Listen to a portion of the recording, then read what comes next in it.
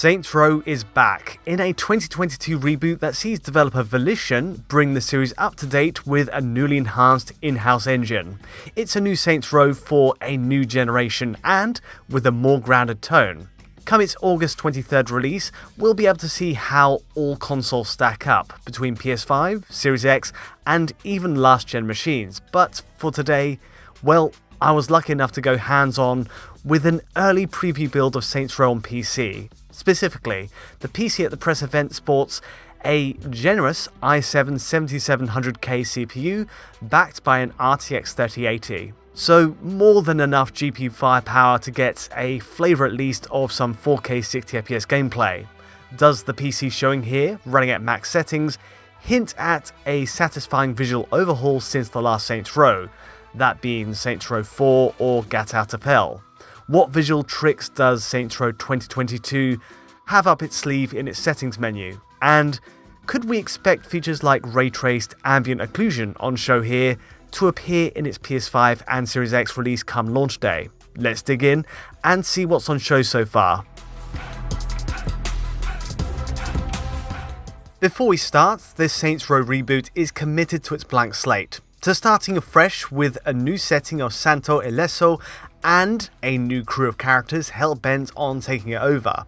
Certainly compared to 2013's Saints Row 4, there's a tonal shift. The last numbered mainline entry went full genre satire, within minutes putting us in the shoes of a president taking on an alien invasion with heavy artillery. By comparison, today's reboot feels a little more grounded, just a touch. Even so, the reboot finds its own moments of chaos. So, as is series tradition, there's a tutorial sequence of sorts to follow before the map opens up properly for you to explore. Every moment here cranks the explosions up to operatic levels, filling the screen with fire and bullets as you edge your way through a Wild West set. As a showcase for Volition's engine, in a tight scripted sequence away from the chaos of its open world, it's a perfect opener. And yes, scrolling through the settings, I've gone all in. So we have a native 4K resolution, ray-traced ambient occlusion set to ultra, and indeed all the other settings entirely maxed out.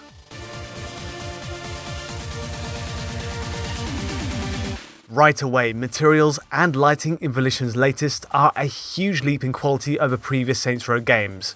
Gone are the flat, simplistic shaders for skin and clothing, now replaced with more realistically lit materials. In fact, regardless of how you craft your character, and there's boundless possibilities in the tools, there's always a respectable baseline level for model quality.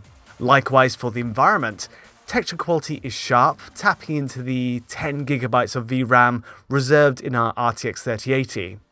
All round, the world detail level here is already clearly more befitting of a project meant for a PS5 or Series X release. Getting into the action itself, car headlights are punctuated by a striking volumetric effect, adding streaks of light against the dust of its saloons and the gold mines later.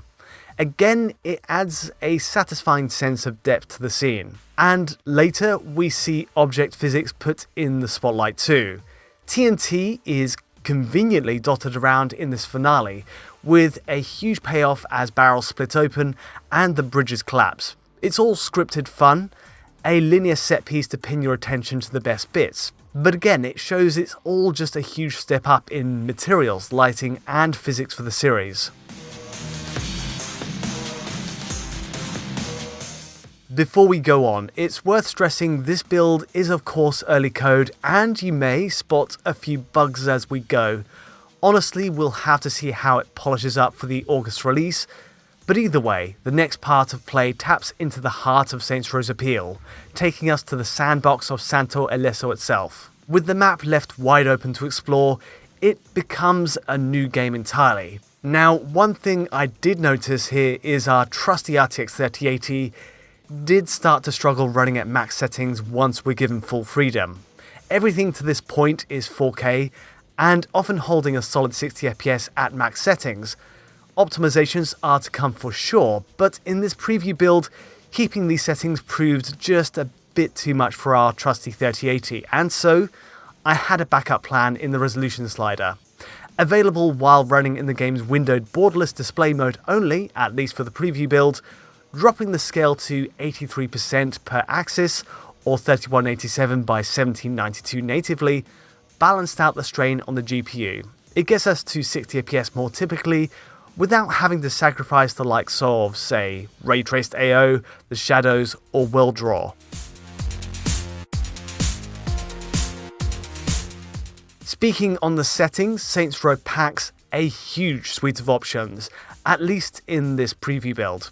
Just walking around this outskirts area, it's easy to see the payoff for each setting too. Everything updates on the fly, conveniently showing the game world on right as the presets change. So ray traced ambient occlusion is on show here, for example, and using the ultra mode to start, the increments between low, medium and high don't really appear to have a radical impact. The gradients of quality are perhaps too fine to see, even on shading beneath cars or under plants ahead. Now, it's when alternating between RTAO off and the ultra setting that you do really start to appreciate the difference. Rich pockets of shade suddenly appear across the scenery, and at night, during the Starship Troopers style opener, all the objects bed in more naturally into the scene. From all of my playthrough, RTAO proved a taxing setting in my testing, especially at 4K, but I find even at the low preset, the effect is well worth using in the final image.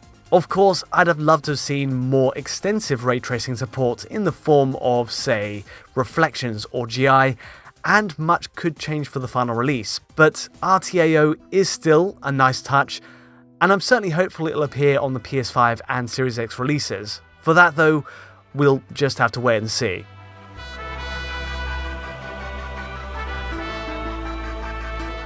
Keeping to the settings, I also took a similar look at shadows and SSR presets.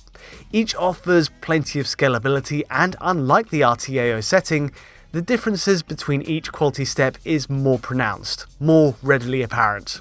The shadow setting, for example, primarily affects the quality of the suncast and interior shadows, giving, as you'd expect, a sizable performance boost by going to lower settings. Just going by eye, our RTX 3080 here just about pushed to ultra while maintaining 60fps at 4K, so long as we kept the resolution scale at 83%. High is certainly acceptable, but anything below that is perhaps too heavy a sacrifice in quality. This applies to up-close detail of shadows, but it's the scene detail setting here that actually alters the quality of shadows and terrain like trees at range. This time, it's just a choice of low, medium and high, and while there's plenty of scalability here, keeping it to high feels almost a must to avoid pop-in being too visible, especially during the game's later high-speed chases around the city outskirts on a bike here. Taking in the details of Santo Ileso at range proved one of the big highlights of the preview. At max settings, there's simply less geometry pop-in, and more detailed shadow outlines. And better yet, it's still perfectly viable for our 3080 setup to hit 60fps through it all. In the absence of a ray traced reflections mode though, of course I next set my sights on the screen space reflections option. Again, SSR appears to run the gamut from off to low to medium and then high, and honestly, the high setting proved difficult to compromise on. At high, the engine simply fills out the missing patches of reflected detail across the water body, so notice the missing detail near the land itself. High SSR boosts the accuracy of the screen space mirror image, tightening it to where the land connects with water. This is ideally where our PS5 and Series X versions will land as well, in terms of SSR quality. We'll have to watch this space, though thankfully most of missions don't put water as a focus, with so much action set in the inner city. The rest of my 2 to 3 hour session with Saints Row focused on the so-called side hustles. After an initial heist with the Saints, we're left free to our own devices, free to rile up mobs while leaving bad reviews at motels and restaurants, free to deliver contraband via a cross-city chase with police, and free to fly in a wingsuit to sabotage rival companies. Tellingly, even these tangents have visual high points. The time of day would just organically show off the game's lighting, particle effects, the physics during street battles. We'd also get chase set pieces through canyons, putting a spotlight on the density of oncoming grass and the volumetric lighting as dust billows up behind the cars ahead. It's not uniformly pretty, being at the mercy of time of day and weather settings, but these were all incidental moments where Volition's tech comes together with visually striking results.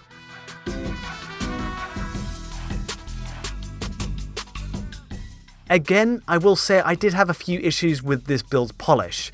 In particular, I suffered a crash that had my save actually reset before I could get much further, which isn't ideal, but still, this is all kind of within expectation for preview builds. We'll see where the final package puts us, and what I saw was more than enough to understand the direction the Saints Row series is taking.